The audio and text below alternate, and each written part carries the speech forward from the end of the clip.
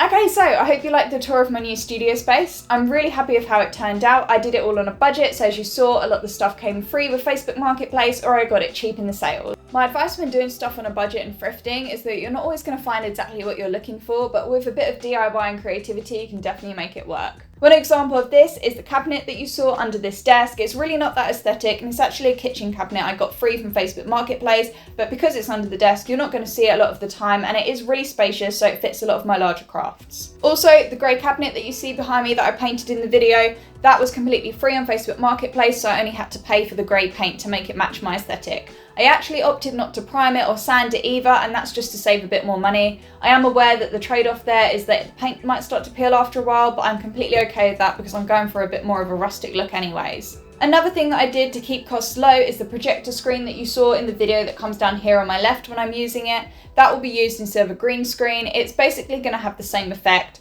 I have one side completely black and one side is white, and this will be great for doing backdrops for my final reveal shots. If I am looking for a green screen effect, then I can also remove the background, which is easy when it's just plain white or black, and it will have a very similar effect to a green screen. If you are fixed on getting a green screen and trying to do it on a budget, then I'd still recommend picking up one of these projector screens because they're a fraction of the cost, and then what you can do is just buy a cheap green paint and paint over it. Make sure you get an even coat, and that will work the same as a green screen.